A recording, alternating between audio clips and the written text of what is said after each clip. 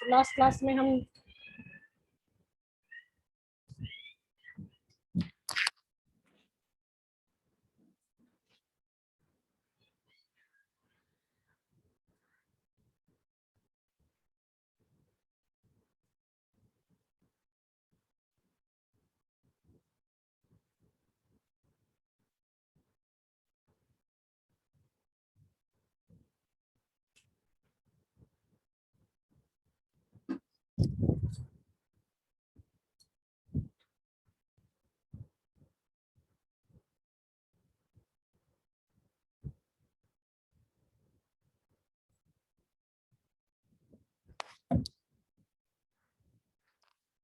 अरे तुम लोग एक साथ आओ ना यार, 50 बार 10:05 में बोले हुए बीच बीच में ऐसे एंटर करोगे तो फिर हो गया क्लास।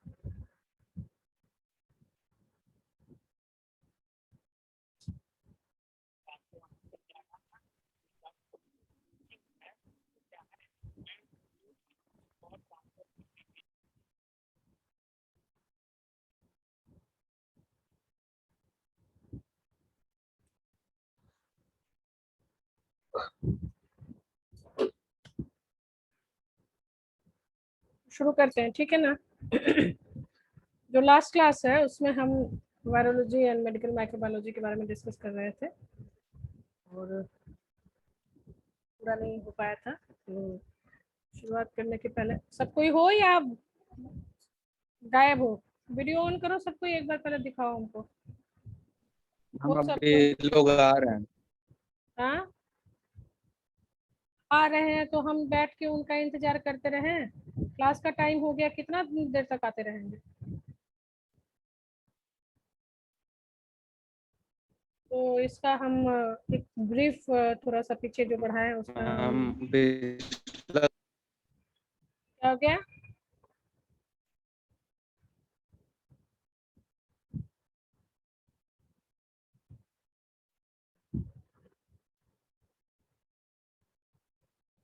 क्या हो गया?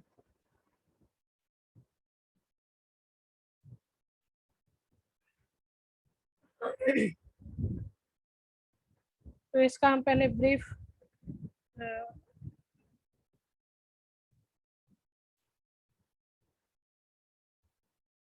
में जो लास्ट क्लास में हम शुरू कराए थे उसका हम बता देते कि लास्ट क्लास में हम हिस्ट्री कराए थे, जिसमें जो कैसे कैसे जो माइक्रो ऑर्गेनिज्म इस वायरस का डिस्कवरी हुआ और कैसे कैसे इस वायरस का नाम दिया गया है ना।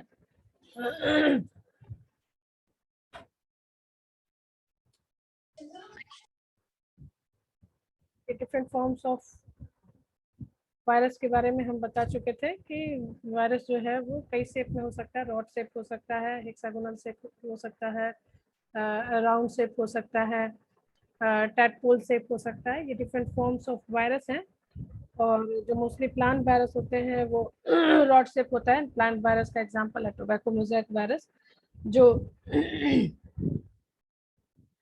जानवरों में पाए जाते हैं। एडेनो वायरस, इनका जो स्ट्रक्चर होता है वो बेसिकली मतलब हेक्सागोनल होता है। इसी तरह जो हमारे ह्यूमन बीइंग में जो वायरस पाए जाते हैं वो मोस्टली राउंड शेप होते हैं। एंड जो बैक्टीरिया के ऊपर जो वायरस पाया जाता है वो टैडपोल शेप होता है। वो इस तरह से उसका टैडपोल लाइक स्ट्रक्चर होता है।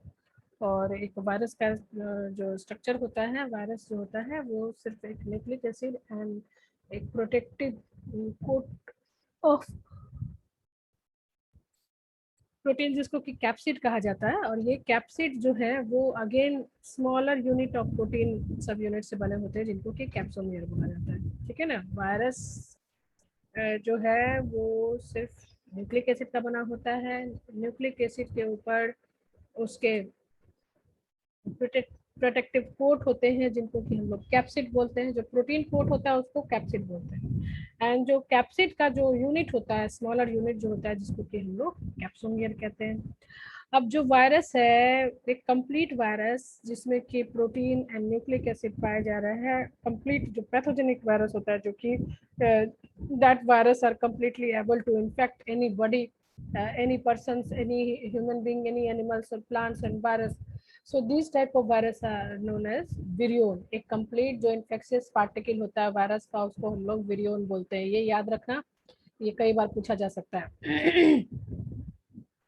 जो कुछ जो वायरसेस होते हैं उनमें कुछ लिपिड का एनवेलप भी होता है, और ये जो लिपिड का एनवेलप होता है वो होस्ट होस्ट मेम्ब्रेन से वो डिराइव करते हैं, ठीक है ना। जैसे कि एग्जांपल जैसे मैंने दिया था कि जो कोरोना वायरस भी है वो उसके ऊपर एक लिपिड का लेयर होता है, और हम लोग जो स्प्रे और सैनिटाइजर का यूज करते हैं उससे वायरस इसलिए खत्म हो जाता है क्योंकि ये जो स्प्रे जो है या सैनिटाइजर है उसमें अल्कोहल होता है, और वो अल्कोहल जो है वो उसके लिपिड बाय लेयर को डिसॉल्व कर देता है। और यही वजह है क्योंकि एक कंप्लीट वायरस की एक्टिविटी के लिए उसका nucleic acid as well as protein का इंटैक्ट होना जरूरी है, एंड वट एवर देर उसका प्रोटीन कोट या जो भी है। और जब हम उसके प्रोटीन कोट को जब हम, क्योंकि प्रोटीन कोट जो है वो उसके ऊपर लिपिड का लेयर होता है, तो once lipid layer is remove protein coat is also removed and hence that virus become inactive, और वो वायरस जो है वो इनएक्टिव हो जाता है, किसी को इन्फेक्ट करने लायक नहीं होता है। अब जो ये मतलब कैप्सिड बनता है या जो भी उसके अंदर जो प्रोटीन बनता है वो उसके वायरल जीनोम पे डिसाइड होता है। उसके जो वायरस का जो जीनोम होता है, ऑब्वियसली किसी भी चीज का हमारा ही जो स्ट्रक्चर होता है या फिनोटाइप होता है या जो भी हमारा मार्फोलॉजिकल फीचर होता है वो डीएनए पे डिपेंड करता है। तो जो वायरस में जो प्रोटीन बनेगा उसके वायरल जीनोम एंड उसके जो उसके शेप है उसी के आधार पर उसकी मार्फोलॉजिकल डिस्टिंक्शन होती है। अब जो प्रोटीन एसोसिएटेड होता है न्यूक्लिक एसिड से उसको हम लोग न्यूक्लियो प्रोटीन कहते हैं। तो अगर तुम्हें एक लाइन में लिखना हो कि virus is made up of, तो simply nucleoprotein, and the association of viral capsid protein with viral nucleic acid is called the nucleocapsid. और जो वायरल कैप्सिड प्रोटीन का वायरल न्यूक्लिक एसिड के साथ एसोसिएशन होता है that is known as nucleocapsid. Simply nucleoprotein that means कि virus consist of nucleus and protein, but here we call protein coat as capsid, so we can also call them as a nucleocapsid. Clear है? Clear है ना सब? Yes, ma'am. Yes, ma'am. Nucleocapsid and विरियोन, यहाँ पे दो तुम्हारे technical term आए, ठीक है, इनको याद रखना है कि what is विरियोन and what is nucleocapsid. अब इसमें क्या मेडिकल माइक्रोबायोलॉजी है, जब मेडिकल माइक्रोबायोलॉजी इसलिए क्योंकि ये तुम्हारा सिलेबस का पार्ट है, और वायरस में और भी डिटेल में पढ़ना है जो कि उसका एक अलग और एक क्लास होगा। अब इस मेडिकल माइक्रोबायोलॉजी मीन्स की स्टडी ऑफ पैरासाइट्स, है ना। पैरासाइट्स क्या होंगे? फंजाई होंगे, बैक्टीरिया होंगे, वायरसेस होंगे that are agent of infectious disease in human being. So the branch of biology which deals with the study of infectious disease is known as medical microbiology, and modern medicine relies on control of microorganisms to maintain human health and quality of life. आज जो हमारा medical microbiology है, अगर वो इतना develop नहीं हुआ रहता तो आज जो जो हम लोग जितने परसेंट जो बचे हुए हैं वो कब के खत्म हो गए रहते, क्योंकि हर हमेशा जो ये माइक्रो ऑर्गेनिज्म है, ये माइक्रो ऑर्गेनिज्म पीढ़ियों दर पीढ़ियों चलता ही आ रहा है, और इस माइक्रो ऑर्गेनिज्म के ओरिजिन का कोई अंत नहीं है, क्योंकि ये छोटे से माइक्रो ऑर्गेनिज्म के अंदर इतना ज़्यादा म्यूटेशन की प्रवृत्ति होती है और इतना ज़्यादा ये अपना वेरिएंट्स बनाते हैं, इतना ज़्यादा ये चेंज होते हैं कि अगर हमारे बॉडी के अंदर जितना एंटीबॉडीज नहीं चेंज करता उतना बाहर जो है वो माइक्रोबायोलॉजी अपना फॉर्म चेंज करता है। तो ये जो मेडिकल माइक्रोबायोलॉजी है वो दिन ब दिन रिसर्च करके नए नए माइक्रो ऑर्गेनिजम्स को स्टडी करता है, उनके इन्फेक्शियस डिजीज को कंट्रोल करने के लिए नए नए केमिकल्स बनाता है, नए नए एंटीबायोटिक्स एंड मेडिसिन का अगर डेवलपमेंट नहीं किया होता तो हमारा जो ह्यूमन लाइफ है वो बहुत ही ज़्यादा प्रॉब्लम में होता। अब जो मेडिकल माइक्रोबायोलॉजी है अगेन उसके कई ब्रांचेस हैं, क्योंकि अगर हम देखें तो बैक्टीरिया के कई बहुत ज़्यादा मतलब वैरायटीज ऑफ बैक्टीरिया है, इसी तरह तुम्हारा फंजाई के, इसी तरह प्रोटोजोआ। सो दीज अलग अलग इनको हम लोग the division of medical microbiology includes bacteriology. Bacteriology means the study of bacteria, that study of infectious disease caused by bacteria. Mycology the study of disease caused by mycology means fungi, है ना, जो yes, so here we are facing two branches of medical microbiology, the bacteriology, the virology and the mycology. Virology यानी कि the study of viruses and that causes infectious disease in human being, that is corona, and another branch is mycology. Here we are also facing with the black fungus, है ना, mycorrhizasis is a kind of mycology, is a kind of fungi, and so in this era we are facing we are seeing two kind of medical microbiology, the virology and the mycology. And parasitology में तुम्हारा जितने भी जो parasites यानी कि जो हमारे ऊपर जो जो लिविंग ऑर्गेनिज्म के ऊपर रहता है उसको हम लोग पैरासाइट कहते हैं. एंड ऑब्वियसली पैरासाइटोलॉजी में तुम्हारा प्रोटोजोअन्स डिजीज आएगा. एक डिजीज का नाम बताओ जो कि बहुत फेमस है, प्रोटोजोअन डिजीज, जो कि अभी भी बहुत प्रेवलेंट है. अभी रिसेंटली कोई एक डिजीज का नाम बताओ प्रोटोजोअन्स. कौन हेलमिंथेज जो पाम अति हो जाता है, मोटा हो जाता है. हेलमिंथस. अच्छा, फाइलेरिया जो तुम कह रहे हो, फाइलेरिया. हाँ. और एक डेंगू, मलेरिया, ये सब भी तो प्रोटोजोअन डिजीज है. प्लाज्मोडियम विवेक्स से तुम्हारा वाइवेक्स से मलेरिया फैलता है ना. और ये प्लाज्मोडियम हम लोग सिंपली बोलते हैं मच्छर से फैलता है. मच्छर के बाइट से फैलता है, मच्छर से नहीं फैलता. मच्छर के बाइट से वो ट्रांसमिट होता है ना. लेकिन मच्छर के ब्लड में जो ऑर्गेनिज्म होता है जो एक्चुअल डिजीज कॉज करता है वो होता है प्लाज्मोडियम वाइवेक्स, है ना. ठीक है ना. और वही प्लाज्मोडियम जो है वो हमारे ब्लड के अंदर जाके डिफरेंट फॉर्म लेता है, डिफरेंट शेप्स लेता है, सेम विद द फाइलेरिया, है ना. और वो पाँव फुलाता है एंड मलेरिया में हमें चिलिंग और हमें फीवर आता है. So another is nematodes, trematodes and arthropods. Dengue कैसा किसके अंदर आएगा? Dengue virus. और कैसे वायरस? उसको तो मच्छर काटने से हो जाता है. बताओ. उसके लार्वा में से वायरस का. यस, मच्छर और मॉस्किटो स्टिल अ कैरियर. वो सिंपली एक कैरियर है, वो एक्चुअली डिजीज नहीं करता, वो कैरियर है ना. उसके ब्लड में वायरस जाता है, जब मच्छर तुमको काटता है तो वायरस जो हमारे बॉडी के अंदर एंटर करता है ना. और वो डेंगू कॉज करता है. ठीक है ना. तो वायरस जो डेंगू जो होता है वो वायरल डिजीज है, डेंगू फीवर होता है. ठीक है ना. एपिडेमियोलॉजी क्या होता है भाई? देखो, जब मेडिकल माइक्रोबायोलॉजी आया, जब उसने इन्फेक्शियस डिजीज का पता लगा लिया कैसे क्या है भाई, कौन सा माइक्रो ऑर्गेनिज्म है, कौन सा क्या है, तो उसके बाद उसकी डिजीज पैटर्न को नापी जाती है भाई, कैसा डिजीज पैटर्न्स है, उसका ट्रेंड्स कैसा है, उसका occurrence, distribution and control of disease in population. जैसे एपिडेमियोलॉजी, हमारा जो ये कोरोना वायरस है ये किस टाइप के डिजीज में आता है बताओ. 3 टाइप का डिजीज होता है. चलो 3 टाइप का नहीं, हम तुमको हिंट्स देते हैं.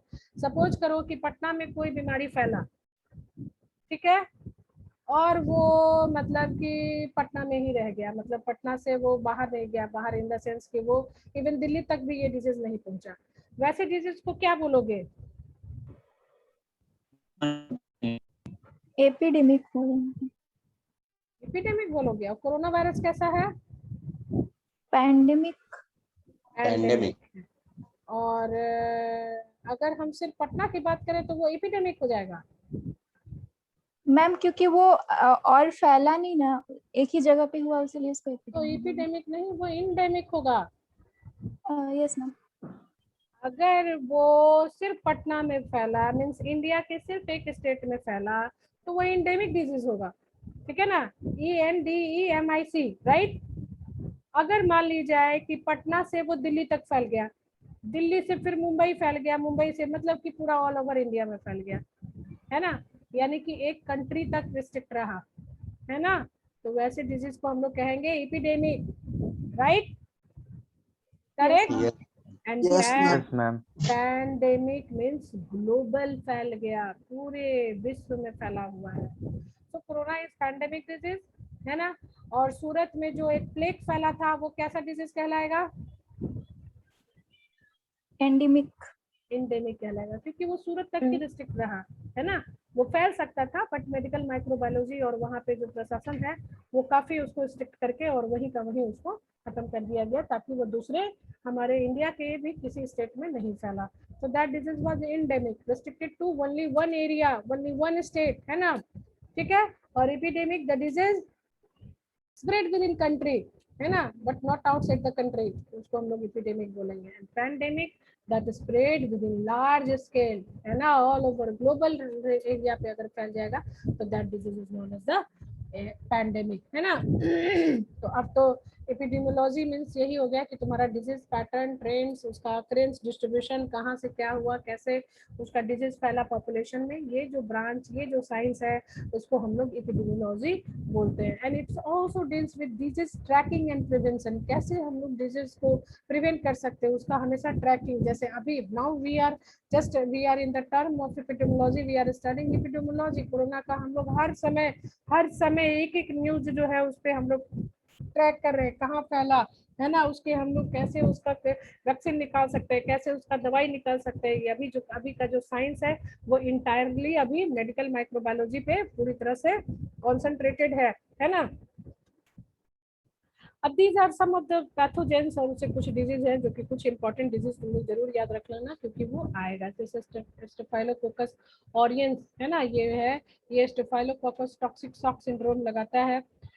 जो तुम्हारा स्टेफाइलोकोकस पायोजीन्स है, पायो जहाँ भी रहे समझ लेना कि फीवर होगा, है ना, और वो फीवर कॉजिंग होता है। और ये मतलब कि ऑब्वियसली स्टेप्टोकोकस, मतलब जो स्टेप्टोकोकस पायोजीन्स है ये सोर थ्रोट कर सकता है, गले में तुम्हारा खराश, एंड कुछ जो है वो उससे थोड़ी बहुत बीमारी भी होगी।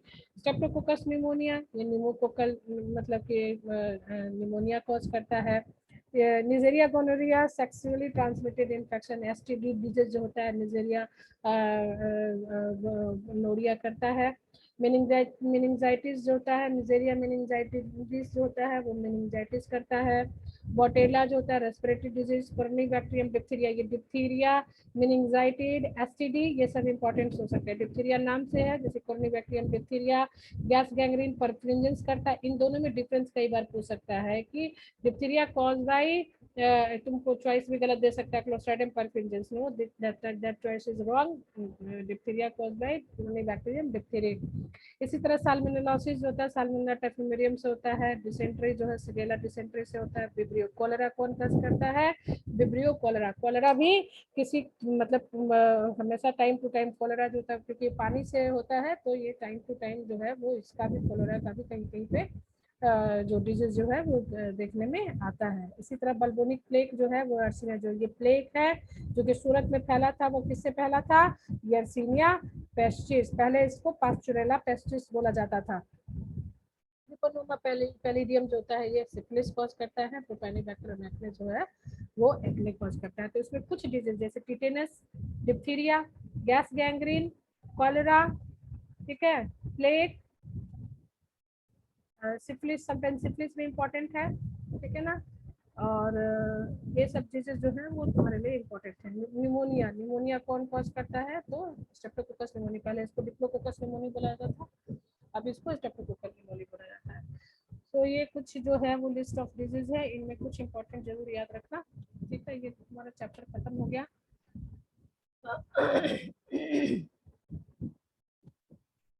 अब इससे रिलेटेड कुछ पूछना है तो पूछो, वरना हम कुछ क्वेश्चन रन करें।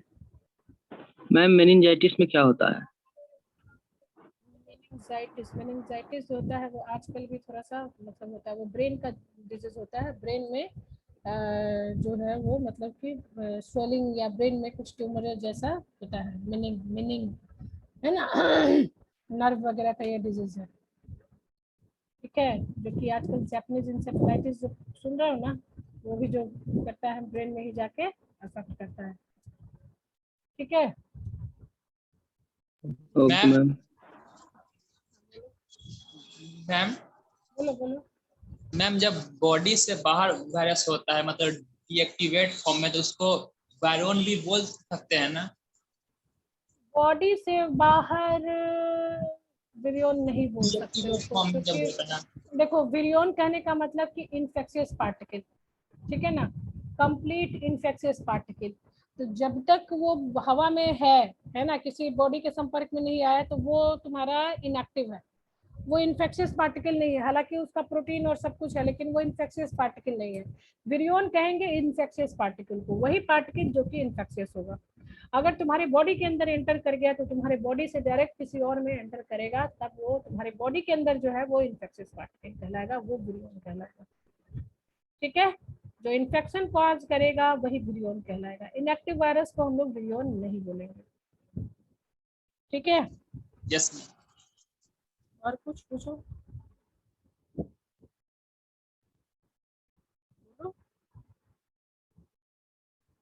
चलो अब क्वेश्चन रन करते हैं, ठीक है ना।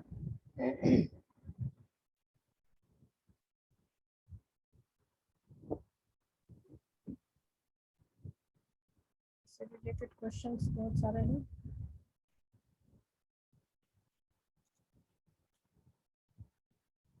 ये इसका पीपीटी तुम लोग को दे दिए है ना? Yes ma'am. क्वेश्चंस Yes, भी ma'am. क्वेश्चंस भी चला गया है। Yes, ma'am. Yes, ma'am. Same title में होना चाहिए ना। बनाए थे क्वेश्चन आंसर इसका?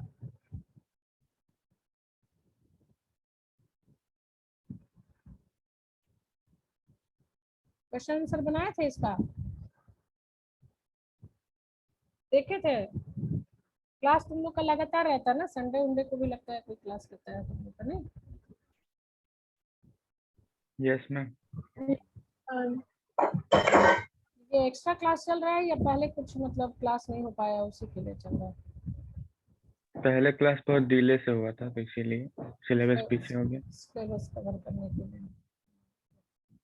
अब तुम्हारा मोर और लेस सिलेबस से तो तुम लोग का एग्जाम का ये मिड का कब था? कुछ एग्जाम है मिड का स्कूल कब था? मैम मिड तो पिछले मंथ में ही था, 3 से 17 के बीच में। ओके, और ये फाइनल का? फाइनल शायद 17 जुलाई से था। 17 जुलाई। 17 जुलाई, बहुत टाइम है। इसमें ऑनलाइन में बहुत जल्दी जल्दी क्लास खत्म होता है ना, पीपीटी रन करो बस सिलेबस तो खत्म हो जाएगा।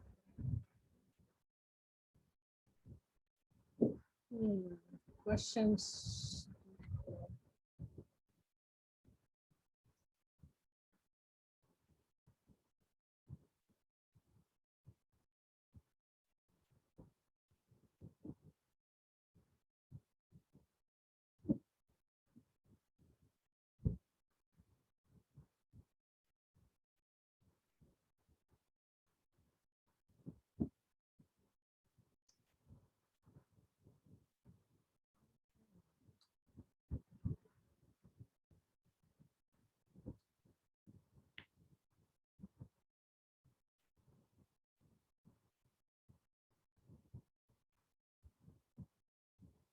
तुम लोग देखे थे क्वेश्चन?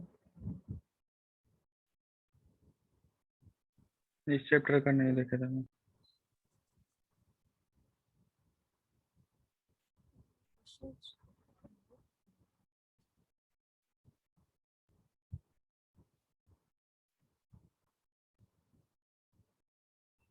दिख रहा है? Yes, ma'am. क्वेश्चन दिख रहा है ना? चलो बताओ यहाँ पे क्या फिल करोगे। Virus is a dash intracellular parasite that replicate with in living host. बताओ। क्वेश्चन नहीं दिख रहा है मैम। नहीं दिख रहा है।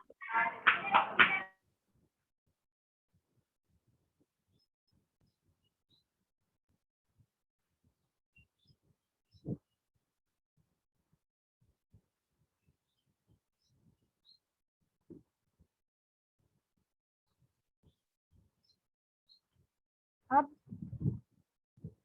Yes, ma'am. दिख रहा है। चलो अब बताओ इसमें क्या भरोगे बीच में। Virus is a dash intracellular parasite that replicate Submicroscopic. submicroscopic सब intracellular माइक्रोस्कोपिक। माइक्रोस्कोपिक। जब यहाँ पे तुम्हारा इंट्रासेलुलर पैरासाइट है, हो सकता है बट यहाँ पे अप्रोप्रिएट जो होगा वो होगा obligate. Obligate intracellular parasite that replicate within only within living host. समझ रहे हो? वो ऑब्लिगेट है ना, हमेशा ही वो पैरासाइट है। सही है? Yes ma'am. बोलो। वो डेड एंड डिकेइंग लिविंग पे नहीं होगा। मतलब हम लोग जो बोलते हैं ना कि इस पे लकड़ी जो लिफ्ट का ये छुओ, स्विच छुओ उससे हो जाएगा, या तुम्हारा हैंडल छुओ उससे हो जाएगा। नहीं नहीं, वहां तो जब तक तुम टच नहीं करोगे तब तक तो वो मरा हुआ है, वो उड़ के किसी को नहीं जाएगा, ठीक है ना। वो क्योंकि तुम्हारे हाथ के कांटेक्ट में आता है, और हाथ से भी वो तुम्हारा नहीं करेगा, क्योंकि स्किन जो है वो एक बैरियर है। वो कहाँ से इफेक्ट करेगा? जब तुम्हारे मुंह में जाएगा, जब तुम्हारे नोज में जाता है, क्योंकि नोज में रेसेप्टिकल्स होते हैं, रिसेप्टर्स होते हैं, और वहाँ का जो सेल होता है वो उसको रिसीव करता है, ठीक है ना, तब वो एक्टिव होता है। नाउ टर्म कॉन्टाजियम वाइबम फ्लूइडम किसने इंट्रोड्यूस किया था? मार्टिनस बेजरेनिक। जेटनिक है ना, उसको क्या प्रोनाउंस करते हैं? मार्टिनस। अच्छा, तुम जरूर आंसरवा देख रहे हो, समझ रहे हो जरूर, वो खोल के बैठे हुए हो। अच्छा, किसने फर्स्ट एनिमल वायरस डिस्कवर किया? फर्स्ट वायरस किसने डिस्कवर किया? बताओ।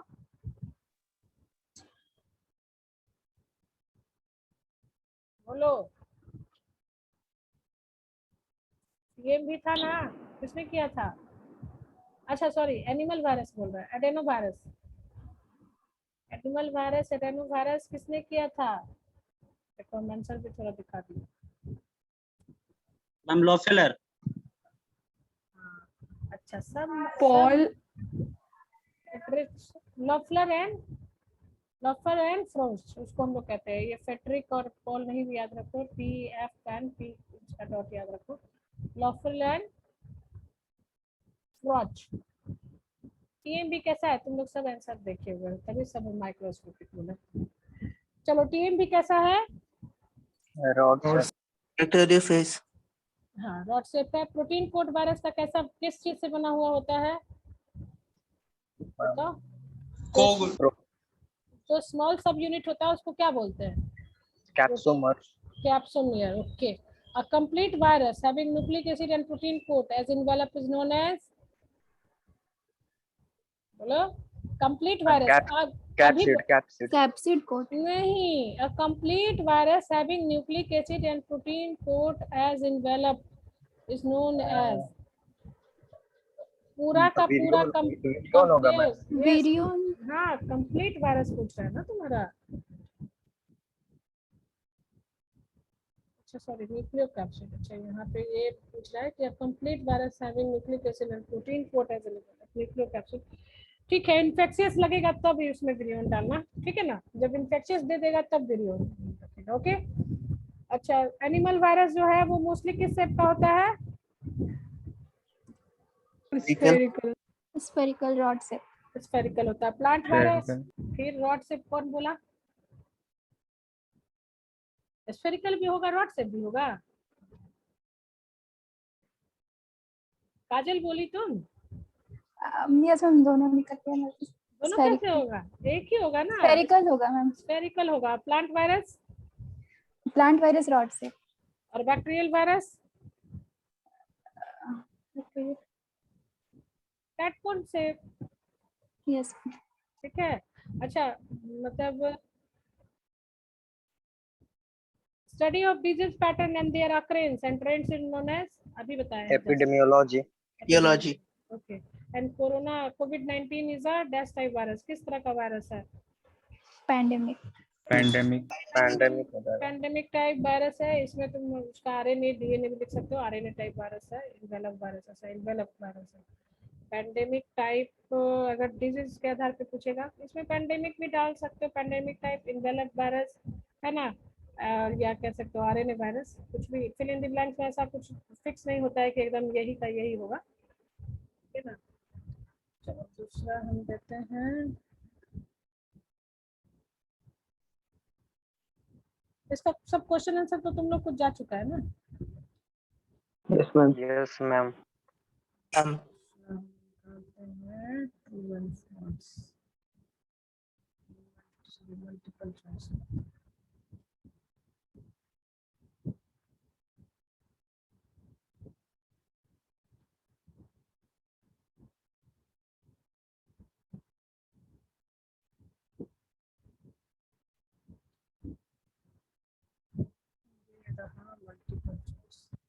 बिना देखे बोलो, फिर सामने आंसर नहीं रखो। यहाँ पे गलत भी बोलो सही भी बोलो, कुछ याद रहेगा। बताओ, ये तो अभी 10 बार पढ़ चुके। टीएमबी दिख रहा है ना स्क्रीन तुम लोग को? Yes, ma'am. ए हाँ। हो जाएगा। ए हो जाएगा। A, चलो, ma'am. ठीक है, अभी तो 10 बार रख चुके A. इसको। अच्छा, the genetic material of corona virus is, बताओ। बी हमारे ने तभी तो हम लोग रिवर्स ट्रांसक्रिप्टेज आरटीपीसीआर कर रहे हैं। जो इसका चेकिंग के लिए जो अभी जो टेस्ट होता है वो कौन होता है? आरटीपीसीआर होता है ना, reverse transcriptase PCR polymerase chain reaction, है ना।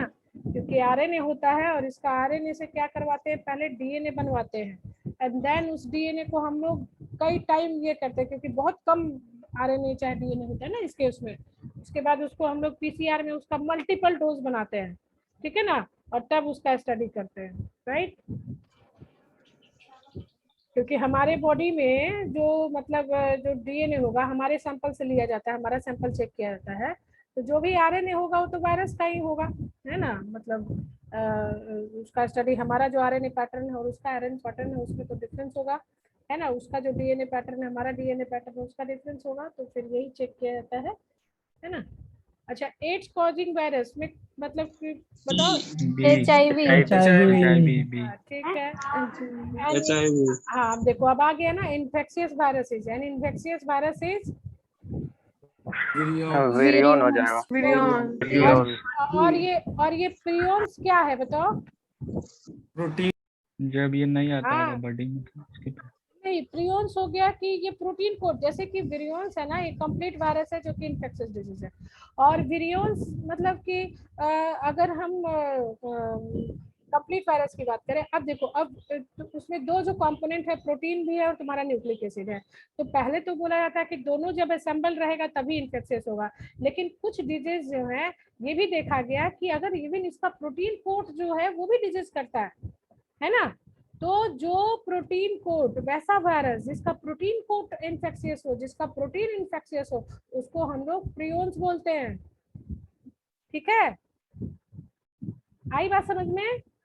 Yes, ma'am. यस और उस प्रियोन का बेस्ट एग्जांपल है कुरू डिजीज। और ये कुरू डिजीज जो होता है वो एनिमल में पाया जाता है, ठीक है। ये कुरू डिजीज जो है ये तुम्हारा प्रियोन से कॉज होता है, यानी कि virus particle that have lost their RNA और डीएनए, ओनली प्रोटीन कोड जो है वो तुम्हारा एक मतलब डिजीज कॉज करता है, ठीक है, ठीक है। यस क्लियर है? अच्छा, कुछ वायरस ऐसे हैं जिनमें कि तुम्हारा जो जैसे प्रोटीन कोड हटा दिए बट बच गया उसका सिर्फ डीएनए या आरएनए, है ना। तो उसका जो जेनेटिक मटेरियल है, जो न्यूक्लिक एसिड है, सिर्फ वैसा मतलब कुछ ऐसा भी वायरस है जो कि वो भी एक डिजीज कर सकता है ना। तो वैसा virus that have lost its protein code, in spite of that it is infectious, उस वायरस को हम लोग कहते हैं विरोइड्स, ठीक है ना। VIROIDES विरोइड्स, ठीक है। ये सब बात थोड़ा सा नोट कर लोगे, क्योंकि बहुत चीजें ऐसा आता है कि आदमी को उसी टाइम याद आता है जो कि बताना है। अब ठीक है, द इन्वेलप ऑफ वायरस तो तुम लोग समझ ही रहे हो किसका बना है। लिपिड। Lipid. हाँ, ये कोरोना वायरस का पूछ रहा है तो obviously. Protein subunit of capsid को क्या कहते हैं?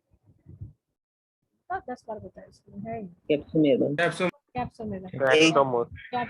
बोरेला एंड रिकेट्सिया, जो रिकेट्स डिजीज है एंड बोरेला है, ये कौन कॉज करता है?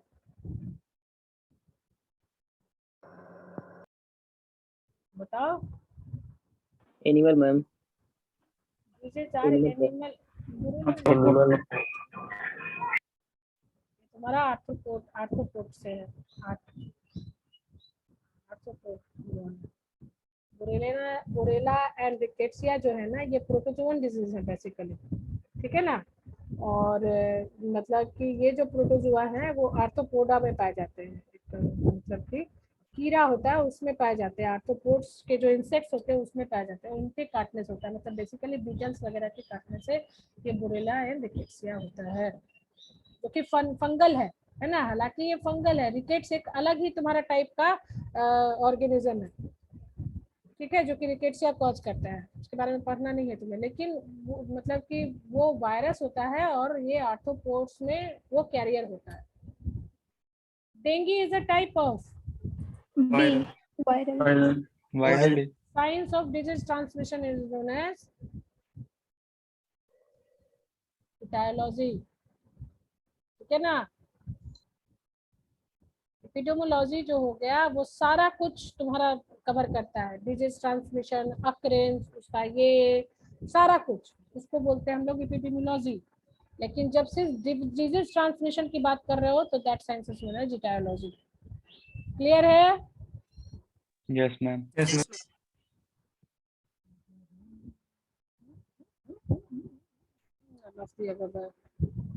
Sorry, epidemiology. एटियोलॉजी हो गया cause of disease, science of disease transmission. Aetiology is the cause of disease, science of disease transmission यहाँ एपिडेमियोलॉजी होगा, ठीक है ना, जो कि ऑप्शन तुम्हारा नहीं है। चलो अब ट्रू एंड फॉल्स देखो।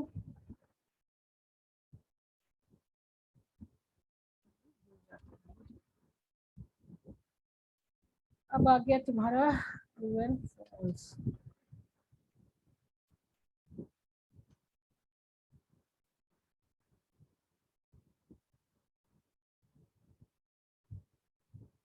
इससे रिलेटेड क्विज ले लेंगे, हम लोग और पुख्ता हो जाएगा।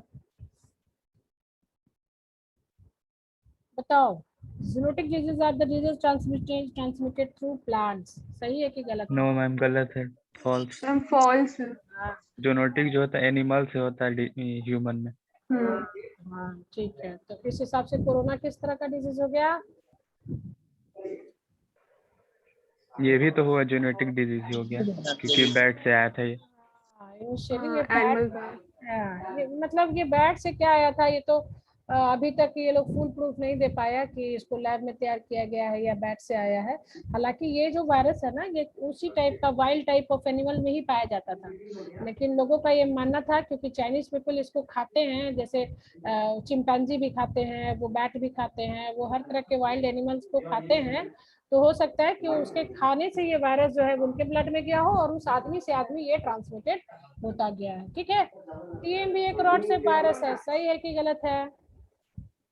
False ma'am. नहीं ट्रू ट्रू है मैम, ट्रू है, ट्रू है होगा मैम। ना, टीएमवी रॉड से। ट्रू है, yes. The nucleic acid of virus contain ma'am both true ma'am false, उसमें आरएनए इसमें होता है। आरएनए होता है। आरएनए नहीं, आरएनए डीएनए दोनों होता है। Nucleic acid of virus ma'am. Contain both DNA and RNA genetic material. हाँ, उसमें दोनों तरह का होगा, हाँ लेकिन वायरस में बताया तो इसीलिए वो ज्यादा हार्मफुल मतलब इफेक्टिव होता है। बट मैम अभी आप जब कोविड वाला केस बता रहे थे तो उसमें आप बता रहे थे कि जो उसका आरएनए होता है हम लोग उसको पहले डीएनए में चेंज करते हैं, फिर ऐसा भी कुछ आप बता रहे थे ना। सुनो, बात सुनो। एक वायरस ही ऐसा है जिसमें दोनों तरह का जेनेटिक मटेरियल, मतलब डीएनए भी होता है, आरएनए भी होता है, ठीक है ना। कहने का मतलब कि जो हमारा हेरिडिटरी मटेरियल होता है या जेनेटिक मटेरियल होता है, वो चाहे प्लांट्स हो, एनिमल हो, किसी में वो बेसिकली तुम्हारा डीएनए ही होता है। DNA is the genetic material only. कहने का मतलब कि डीएनए में ही रेप्लिकेट करने की एबिलिटी हो और वो ट्रांसमिट करता है one generation to another generation. But इसमें वायरस जो है, वायरस ही एक ऐसा मतलब क्या बोल सकते हैं तुमको, एक ऑर्गेनिज्म है जिसमें कि बोथ दोनों DNA and RNA genetic material होता है। बट एक वायरस में है ना, एक वायरस में या तो डीएनए होगा या तो आरएनए होगा, ठीक है। कुछ जो वायरस होते हैं उसमें जेनेटिक मटेरियल जो होता है वो डीएनए होता है, कुछ जो वायरस होते हैं उसमें जेनेटिक मटेरियल आरएनए होता है। एक पर्टिकुलर वायरस की बात करोगे तो उसमें इधर DNA as a genetic material होता है या मतलब कि और या तुम्हारा RNA as a genetic material होगा। बट एक वायरस में दोनों है ना, both contain both DNA and RNA material नहीं होगा। That statement is false. आई बात समझ में? Yes ma'am. यहाँ पे स्टेटमेंट देखो थोड़ा ट्विस्टेड है। The nucleic acid of virus contain both DNA, अगर ये तुम्हारा बोथ हटा देता, ठीक है ना, तो ये स्टेटमेंट सही हो जाता है। बात समझ में आ रहा है? तुम लोग को कंफ्यूजन है? नो मैम अब क्लियर हो गया। एक वायरस में एक ही जेनेटिक मटेरियल होगा, डीएनए होगा या आरएनए होगा, ठीक है ना। लेकिन एज ए होल अगर तुम बोलोगे कि न्यूक्लिक जो जेनेटिक मटेरियल है, the nucleic acid of virus contain DNA and RNA genetic material, एक ही वायरस में दोनों नहीं होगा लेकिन अलग अलग वायरस में होगा, ठीक है। जैसे तुम्हारा एडेनो वायरस, उसमें डीएनए होता है जेनेटिक मटेरियल, ठीक है, बट टीएम भी जो है उसमें तुम्हारा आरएनए जेनेटिक मटेरियल है, ठीक है ना, ठीक है। यस और Yes. देखो अब ह्यूमन का जितना जो वायरस है ना अभी तक जो हमने कहा था जो पॉपुलर, जैसे HIV आरएनए वायरस है, ठीक है, तुम्हारा कोरोना वायरस आरएनए वायरस है, ठीक है, राइट। यस एनिमल वायरस जो Yes, होगा उसमें डीएनए पाया जाता है जेनेटिक मटेरियल, ठीक है ना। जैसे उसमें जो तुम्हारा फुट एंड माउथ डिजीज जो एनिमल में पाया जाता है उसका जेनेटिक मटेरियल डीएनए होता है। टीएमवी टोबैको मोज़ेक वायरस, उसमें जेनेटिक मटेरियल जो होता है वो तुम्हारा आरएनए होता है, ठीक है ना, right. Yes ma'am. A protein coat of virus consists of capsomere. Ma'am true. True ma'am. True nucleic acid. Foot and mouth disease are caused by bacteria. No ma'am false false. Virus से होता है। Also The genetic material of COVID-19 is DNA. False false False. False. ठीक है। Causal organism of bubonic plague is Vibrio cholerae. True true ma'am. Bubonic plague. False. Cholera करता है, plague कौन करता है? विब्रियो कोलेरा से तो कोलेरा होता है। बल्बोनिक plague Yersinia pestis,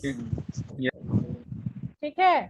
निजेरिया gonorrhoeae causes STD disease, सही है कि गलत है? True ma'am. HIV।